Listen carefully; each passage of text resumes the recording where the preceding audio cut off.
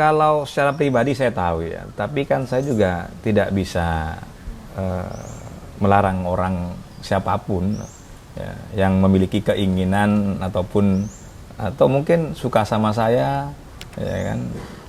Oh, relawan berarti Ya. yang memasang itu. Kan tidak bisa kita larang gitu. Oh iya. Ya, Iya. kalau misalnya ada relawan mengatasnamakan saya, ya mungkin juga kalau Mas Alif dipasang juga nggak bisa ngelarang.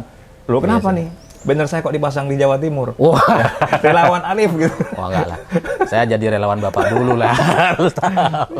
Itu kan nggak bisa kita larang. Oh, gitu ikut kelompok relawan itu ya. Iya. Oh iya ya. Berarti Tapi yang pasti fokus saya saat ini ya sebagai petugas partai, ya, bagaimana menjalankan amanah di Sumeneb ini dengan baik.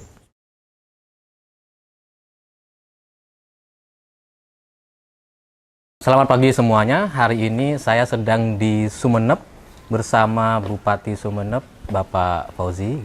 Di tengah-tengah kesibukan beliau, saya minta waktu untuk ngobrol-ngobrol pagi ini karena ada beberapa pertanyaan dari warga Madura itu banyak sekali, Pak, gitu. Dan saya pengen tahu jawaban-jawabannya gitu. Ya, Assalamualaikum Bapak Fauzi. Waalaikumsalam warahmatullahi wabarakatuh. Ini kayaknya maaf nih pagi-pagi ke sini jam 9. Ini jam 9 kita syuting dan Bapak kayaknya masih agak kelelahan gitu ya. Ya, kalau nggak kelelahan bukan pemimpin itu namanya. Maaf Pak. Soalnya ngatur jadwalnya agak susah gitu. Iya, iya, iya. Baru nyampe saya tadi dari luar kota. Oh, subuh. dari Ya. mana Pak? Dari Tulungagung. Ya. Dari Tulungagung. Oh iya iya. Di sini Pak, di sini hari ini kita di Keraton Sumeneb. Ini kayaknya udah berapa tahun Pak? Ratus tahun. Ini udah ratusan tahun ini, hampir 270 tahun. Ya. Ini satu-satunya keraton di Jawa Timur. Iya, di Sumeneb. di Sumeneb, salah ya. satu keraton yang secara peninggalan masih ada. Seru pagi-pagi udah bisa ketemu Bapak. Disuguhi banyak ini makanan-makanan ringan. Iya, ini makanan bisa bikin menghangatkan badan dan minumannya. Ini. Oh, iya siap. Kita minum dulu. Terima kasih, Pak. Ya. Terima kasih. Ini ada pokak keraton namanya. Pokak keraton. Biar hangat. Jadi kalau Mas Alif mau nanya-nanya kan enak ya. Wah. Biasanya kan sering hangat pertanyaannya. Wah. Iya. Kayak jahe gitu Pak ya. Ya, rempah-rempah lah sih. Rempah-rempah ya. Tapi yang pasti saya nggak bisa ngejelasin ini. Oh, yang bisa ngejelasin yang buat ini. siap.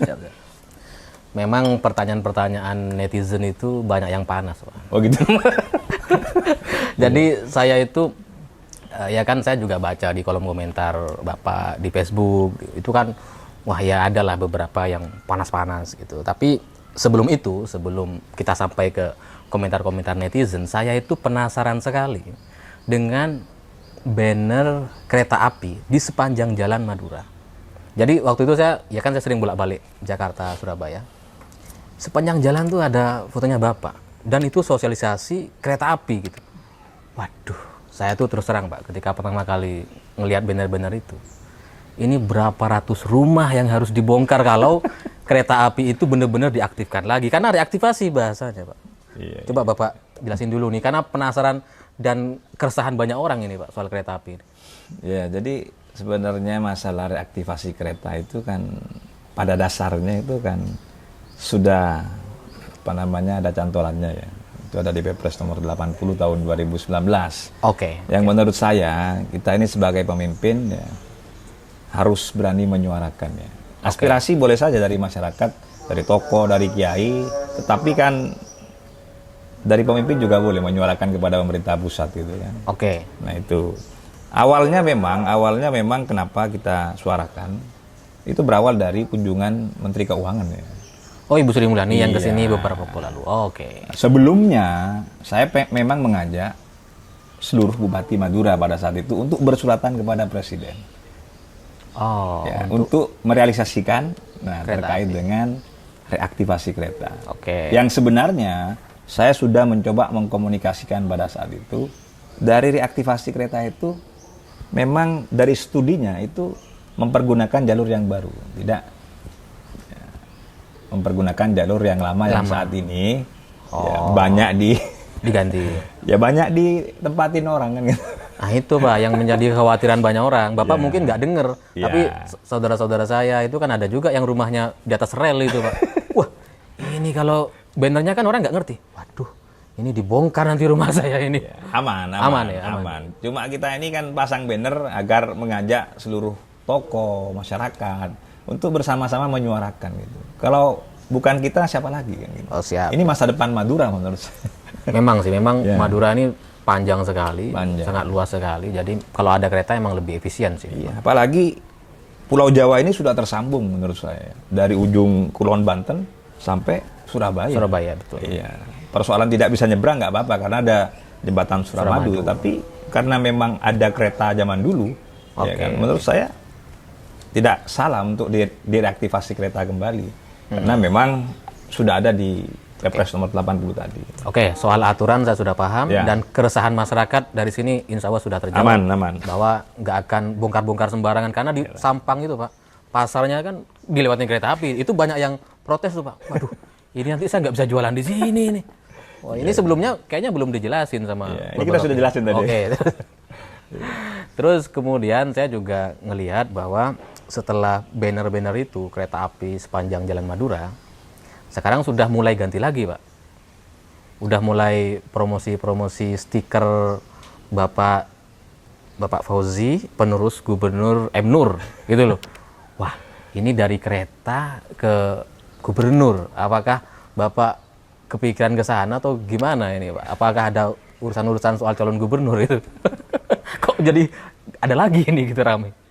Jadi gini ya, kenapa reaktivasi kereta itu ya bannernya ya tidak ada lagi misalnya? Karena Ada kita sedikit. sudah diberikan waktu sama Menteri Perhubungan pada saat Untuk itu. Jadi sosialisasi. sudah audensi dan Menteri menyampaikan ini hasil studinya, tinggal nanti bagaimana ke depan ya kan, win-win dari kebijakan pemerintah sambil memperhatikan kemampuan keuangan ataupun ada pihak ketiga yang akan bersama-sama pemerintah untuk bisa berpikir tentang Madura. Oke. Nah, dari situ kita sudah merasa puas karena Pak Menteri sudah menjelaskan ya, tetap diperhatikan Madura ini. Siap. Maka ya kalau misalnya sampai nanya kenapa kok ada apa namanya banner atau stiker ya. Iya.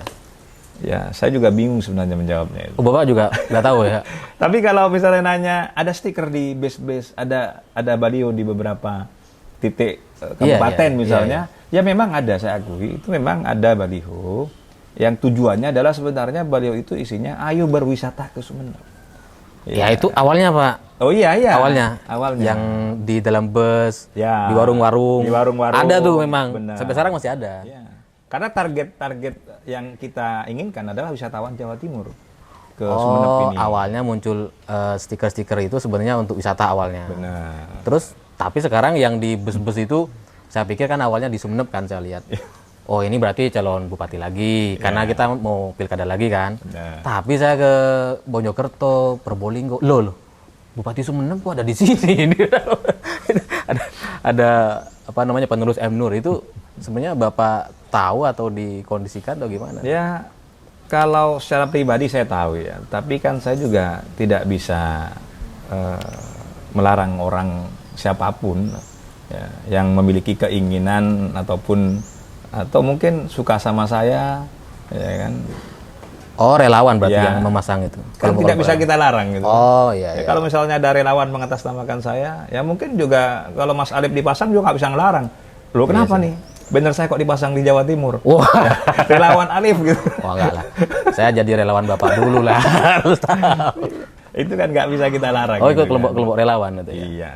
Oh iya. Berarti Tapi yang pasti fokus saya saat ini ya sebagai petugas partai, ya, bagaimana menjalankan amanah di Sumeneb ini dengan baik. bentar. Ini petugas partai ini agak sensitif Pak.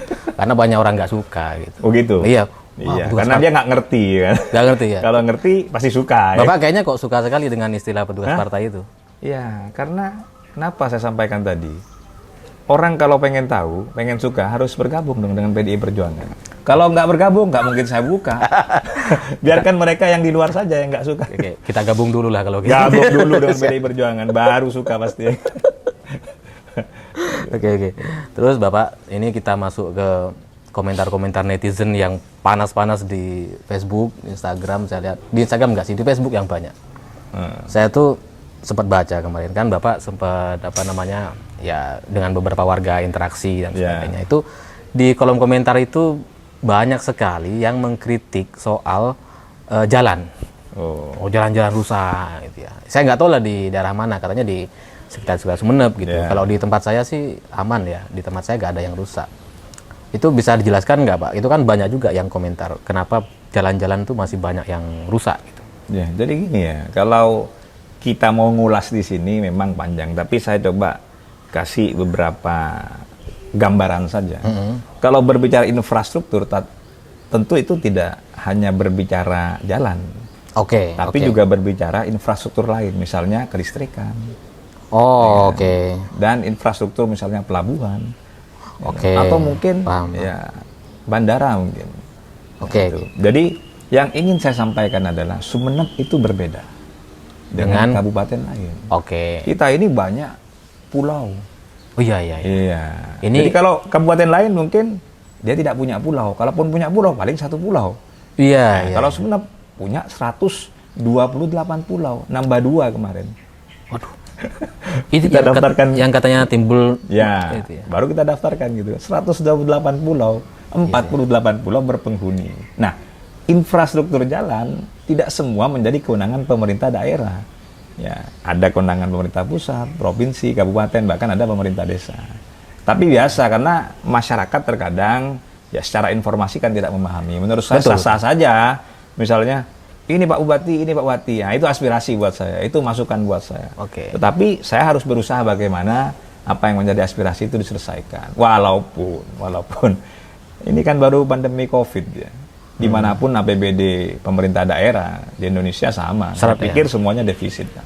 Kalau pemerintah pusat juga kan sering menyampaikan ya mengatur kebijakan dengan baik. Oke. Ya secara proporsional. Nah yang namanya pemerintah ini kebijakan bukan hanya infrastruktur tapi ada ya sumber daya manusia, ada kesehatan, pendidikan ya. ada pendidikan. Nah itu.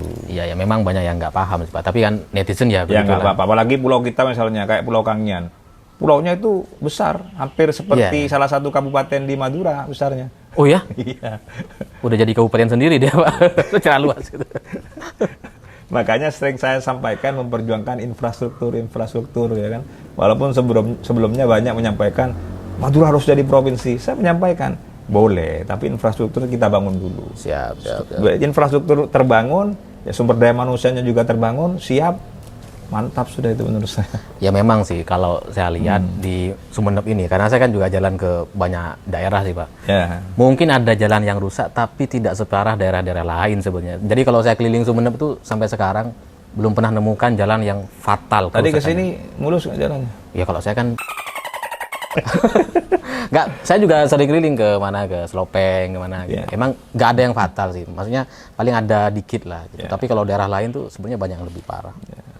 Oke, soal infrastruktur dan apa namanya pulau-pulau, memang saya tahu di Sumeneb ini mungkin banyak orang nggak tahu Pak, itu ada yang katanya kalau kita mau menuju ke pulau itu sampai 12 jam gitu ya. Ya, iya memang. Jadi kalau misalnya kita mau ke Sabakan Iya.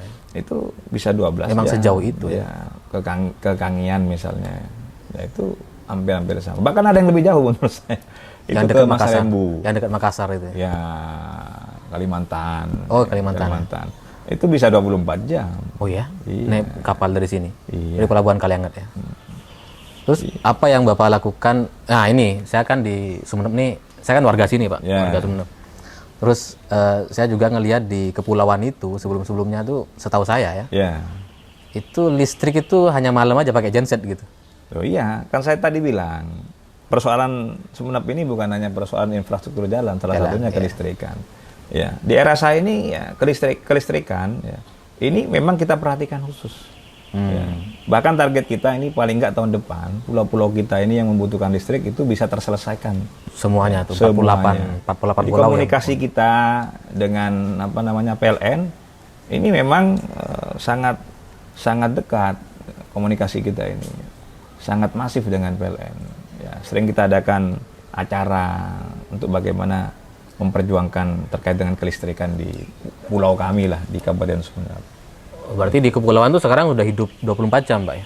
Tidak semua Tidak 24 jam, ada yang 6 jam, ada yang 24 jam, ada yang 12 jam. Memang yang penting menurut saya ada perubahan daripada Yang sebelumnya. Karena kalau kita memaksakan PLN harus 24 jam, kita menyadari PLN ini bedanya? tidak berpikir untuk semenep saja. Iya. Dan keterbatasan mereka juga ada. Kita juga paham. Dengan mereka juga merespon kita, ya menurut saya kita bersyukurlah. Walaupun ini akan proses bertahap ya. Nanti pada akhirnya akan 24 jam. Dan pada akhirnya insya Allah bisa 24 jam pada waktunya. Oke. Indah bersama kita semua. Siap. Nah, salah satu program Bapak Fauzi ini di Sumeneb yang saya tahu itu cukup baru itu adalah UHC, Pak. Jadi kalau kita ke rumah sakit tinggal tunjukin KTP. Kalau KTP Sumeneb itu sudah nggak perlu rekom-rekom kepala desa. Nggak perlu. Kalau dulu kan orang sakit, Pak, perlu. masih tanda tangan kepala desa dulu, Pak. Ya. Suruh pulang dulu. Sekarang tuh sudah mulai lebih rapi lah, dan orang-orang banyak yang datang ya tenang gitu. Ya, jadi begini Mas Alif. Kalau pemerintah ini pada dasarnya yang pertama adalah bagaimana masyarakatnya sehat. Oh, Kalau masyarakatnya sehat, dia bisa berinteraksi, dia bisa beraktivitas sosial menurut saya. ekonominya bisa bagus. Ekonominya bisa bagus. Yang kedua, kalau jaminan kesehatannya kita jamin, itu tentu mengurangi pengeluaran mereka. Nah, dan ini ada kaitannya pasti dengan IPM, ada kaitannya dengan ya, angka kemiskinan. Oh, udah mulai turun Ya, kan? sudah mulai turun. IPM-nya naik, angka kemiskinannya turun. Walaupun secara angka penurunan, ya menurut saya masih belum puas saya. Masih bisa dioptimalkan. Tetapi itu secara penurunan terbanyak angka penurunannya di Jawa Timur di tahun 2022 Di Jawa Timur. gitu kan. Bukan Madura ya? Bukan. Sejauh. Nah, UHC ini Universal Health Coverage ini setelah kita survei ya kan, oleh Bapeda, itu tingkat kepuasan masyarakat yang sangat puas itu hampir 53%. Ya karena memang memudahkan sih. Kalau sebelumnya tuh masih kita tanda tangan kelebun. Ya, kalau masyarakat kita tidak mampu, saya berpikir dulu ya, gimana ya kalau bayar rumah sakit gak mampu, akhirnya berhutang. Iya. Iya kalau berhutangnya benar, jangan ke rentenir. Akhirnya apa yang terjadi? Kelilit utang. Muncul orang-orang miskin baru. Ya, itu yang menjadi bayangan saya. Saya dulu berpikir seperti itu pada saat orang tua saya sakit. Ini kalau orang nggak mampu, bahaya ini saya bilang.